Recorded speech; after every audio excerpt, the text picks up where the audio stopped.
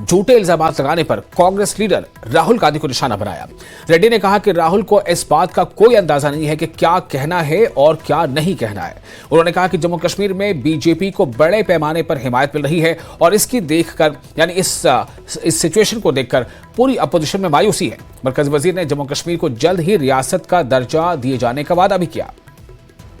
इस वक्त है यूनियन मिनिस्टर और election in-charge Jammu and Kashmir BJP G Krishna Reddy. Reddy साहब, रैलीज हो रही हैं, आपको लगता है कि जो ताबड़तोड़ रैलीज हो रहे हैं प्राइम मिनिस्टर की और अमित शाह जी की और बाकी नेताओं की, आपका जो नैरेटिव है वो नैरेटिव लोगों तक पहुंच रहा है? आप अपने नैरेटिव को सेट करने में कामयाब हो रहे हैं इन रैलीज के जरिए? ऑलरेडी आज आप बीजेपी के लिए नैरेटिव सेट करने का जरूरत नहीं है,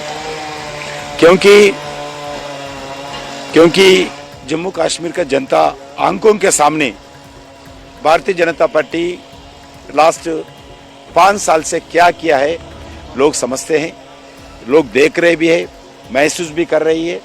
मगर इलेक्शन है, इलेक्शन के कारण से हम थोड़ा इसमें ज़्यादा और प्रयास कर रहे, ज़्यादा मीटिंग से ज़्यादा हम डोर टू डोर कैंपेन पर ध्यान दे रहे।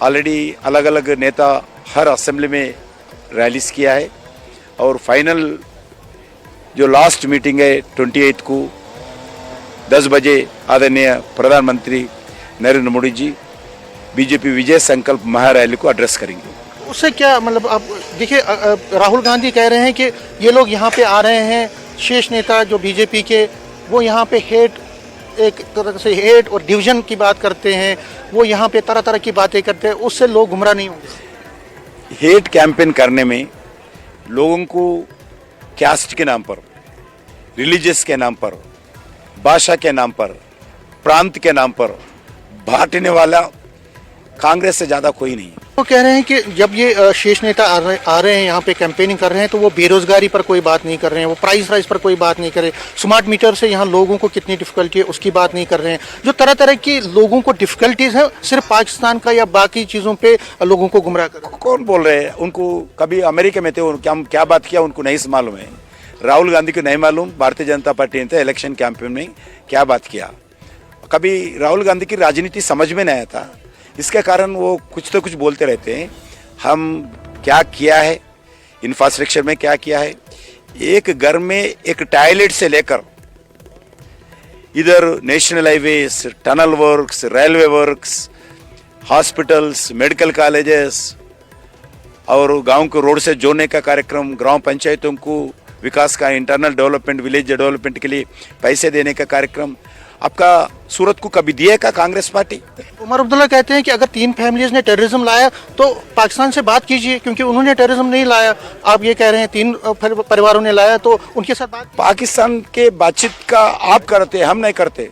जब तक पाकिस्तान पूरा टेररिज्म नहीं, वो कह रहे हैं कि अगर टेररिज्म 3 फैमिलीज ने लाया तो पाकिस्तान तो निर्दोष है, उसके साथ बात। आपका सरकार में आया, बिल्कुल इसमें दो राय नहीं है।